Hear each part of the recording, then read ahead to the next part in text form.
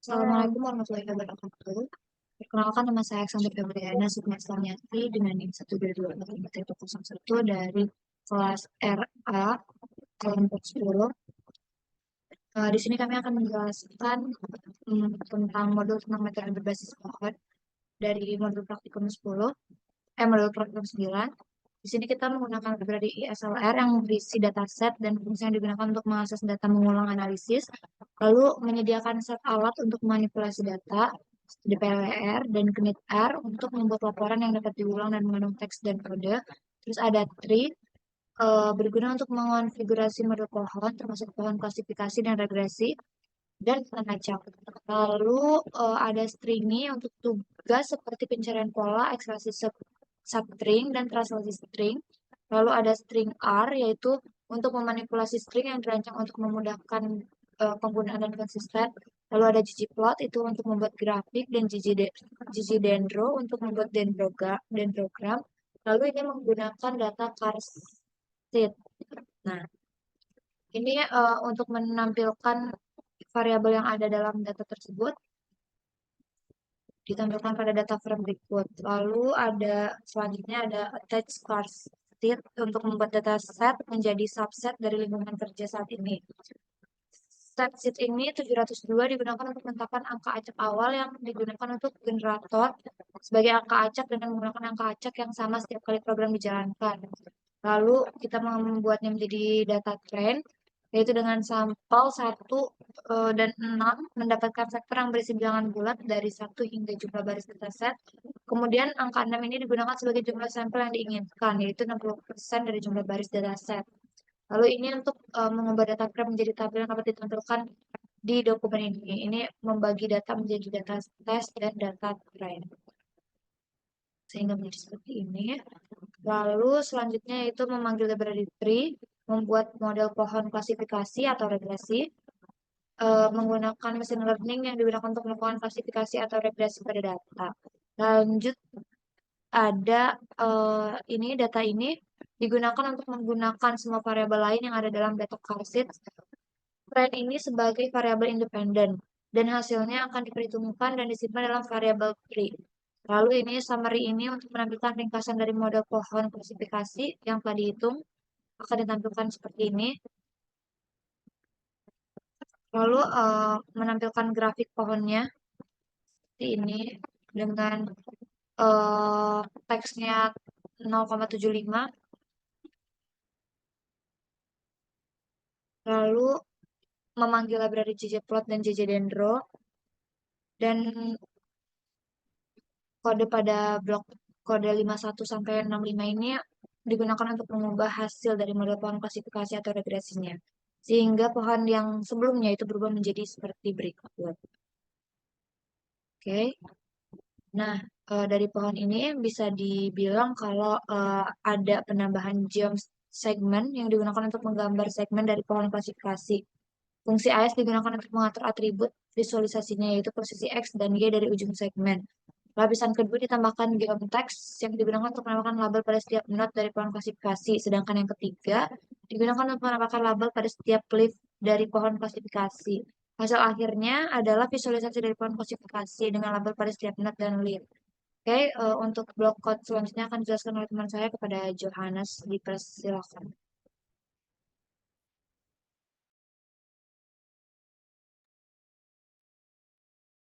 Baik, di sini ada Tem Deondro dari blok kode 74 sampai 77 ini menampilkan hasil yang di bawah ini. Hasil akhir dari kode tersebut diberikan label. Nah, coba di slide ke bawah.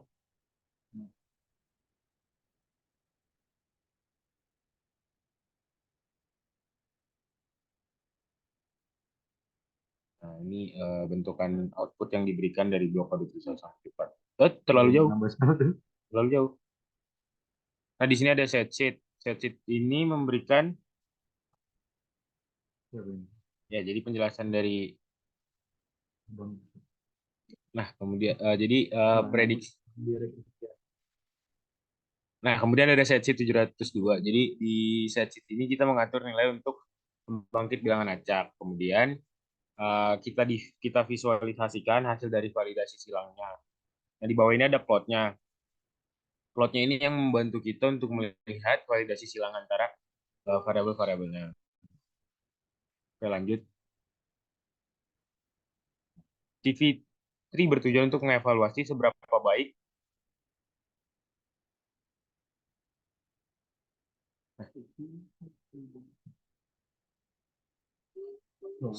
baik model bekerja dengan subset data yang berbeda.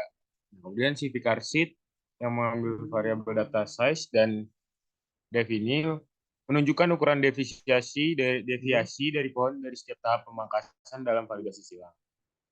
Kemudian fungsi-fungsi PES dan fungsi poin ini fungsi PES ini menggabungkan string dan nilai variabel. Kemudian fungsi poin ini digunakan untuk menambahkan titik plot yang sudah ada.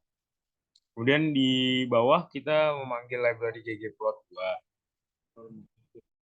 Library yang akan membantu kita dalam visualisasi. Seperti ini contoh visualisasinya. Boleh dikasih unjuk contoh visualisasinya dari ggplot yang sudah kita buat. Oke, jadi cenderung turun dari awal sampai akhir.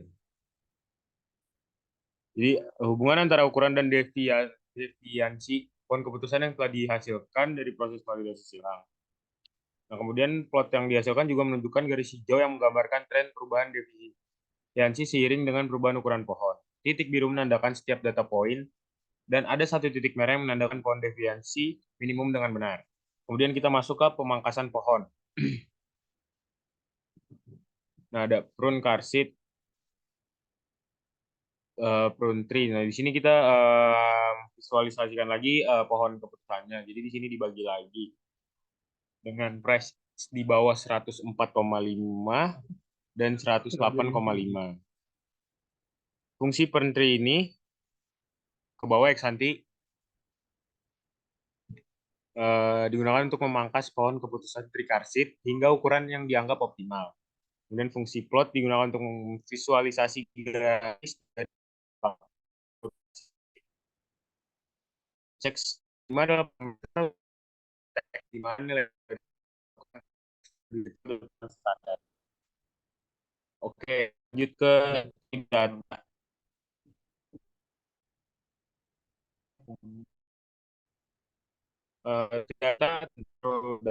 Tridata. Nah, kita dari Tridata saat ini kita panggil Dendrodata Born car seat yang sudah tadi dijelaskan. Nah, jadi ini sama aja, jadi menampilkan hasil hubungan antara pohon keputusan dan antara price-nya. Mungkin bisa ke bawah lagi ke bawah. Nah, jadi tridata ini tuh untuk menggambar garis atau segmen yang menghubungkan simpul dalam pohon, membentuk cabang-cabang pohon, lalu menambahkan teks pada simpul pohon. Pija sama dengan min 0,5 menyesuaikan posisi vertikal teks untuk mencegah tumpangan tindih dengan segmen. Segmen menggambar struktur cabang pohon, sementara teks pada simpul dan daun memberikan informasi mengenai aturan pemisah di setiap simpul dan kategori atau visual di daun. Kemudian ini juga akan membantu untuk interpretasi visual yang jelas bagaimana model pohon keputusan bekerja setelah pemangkasan. Kemudian di baris kode ini ada Predpern. Jadi fungsi Predpern ini untuk memprediksi untuk memberikan vektor prediksi yang dihasilkan dari nilai-nilai penjualan yang diprediksi untuk setiap entry di car seat test. Nah, di bawah tuh untuk kemudian ada meannya, yaitu mean car seat dari test cell sama Predpern-nya. Jadi di sini kita menghitung mean square error-nya. Kemudian fungsi test itu memberitahu seberapa baik model melakukan prediksi pada set itu 4,66309 dan lain-lain. Kemudian ada decision tree. Jadi dalam praktikum ini menggunakan pustaka tree dan memanggil datanya lagi, yaitu data car seat.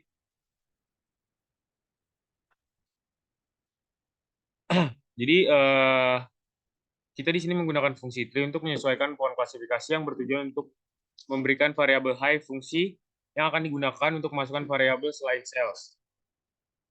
Nah, jadi di sini kita panggil tree-nya dengan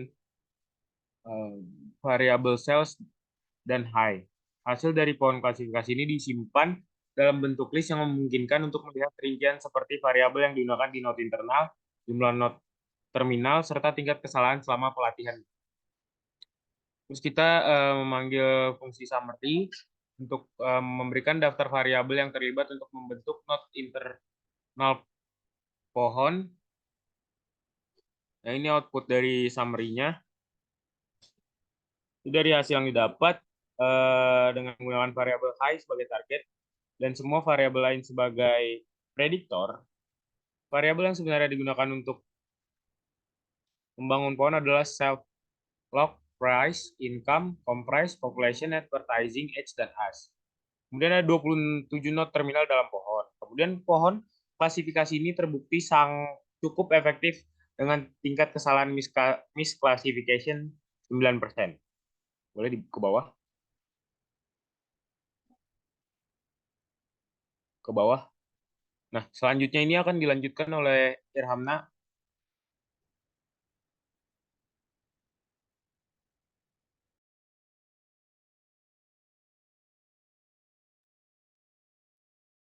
Lalu selanjutnya kita membagi data tes dengan data trennya, yaitu seed 2, lalu mengambil 200 baris acak dari sampel N menjadi variabel train dan tesnya itu sendiri dari set diff data train.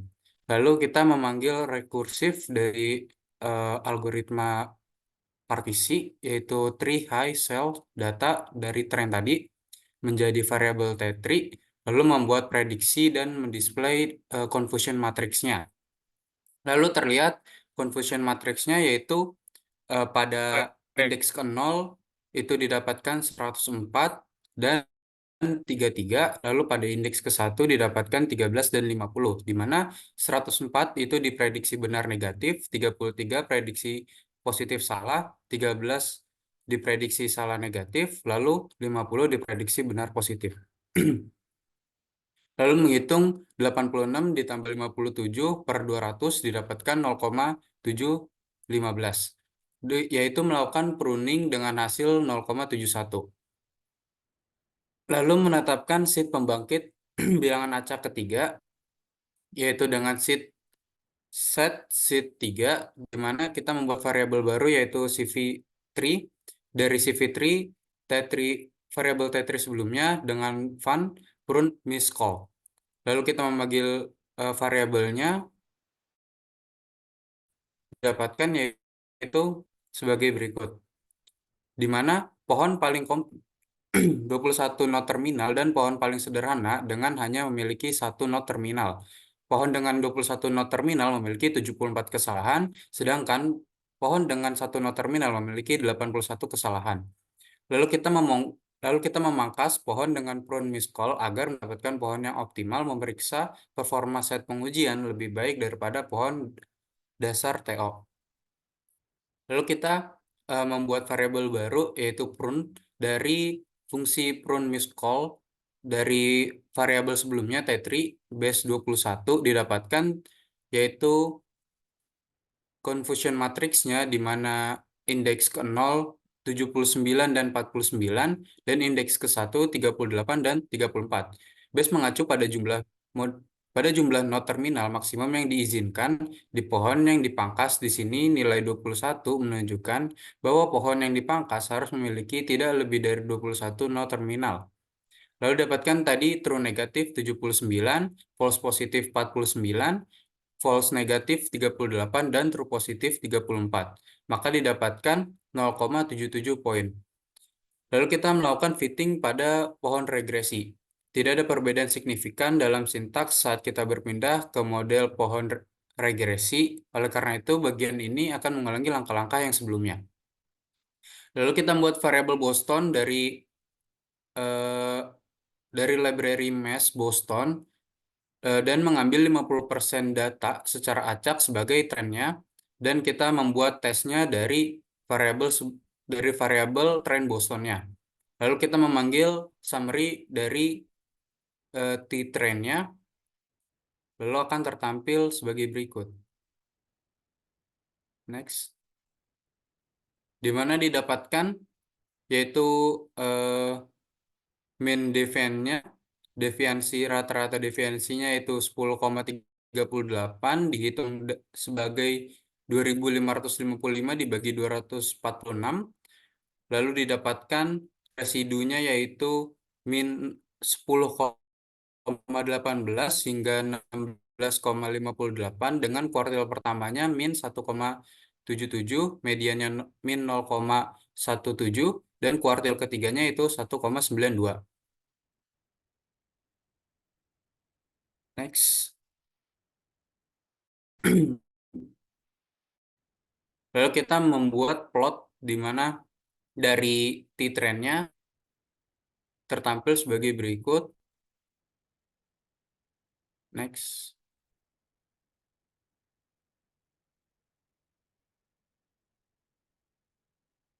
Lalu kita akan meningkatkan kinerja dari model sebelumnya dengan menggunakan variabel baru yaitu CV3 dan memanggil ggplot untuk menampilkan plotnya. Lalu didapatkan sebagai berikut hasil plotannya. Ya, di mana grafik garis yang akan tertampil menunjukkan hubungan antara size dan depth. Grafik ini membantu menunjukkan seiring dengan berubahnya ukuran pohon. Next. Lalu kita membuat plotnya yaitu dengan predik dari T-trend dan new data testnya menjadi variabel baru yaitu yang menunjukkan seberapa dekat prediksi model dengan nilai sebenarnya. Next.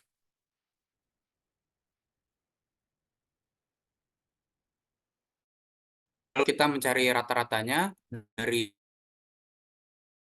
variabel sebelumnya didapatkan yaitu 35,29 dan dari itu kita bisa menyimpulkan bahwa nilai rata-rata kesalahannya yaitu didapatkan 35,29.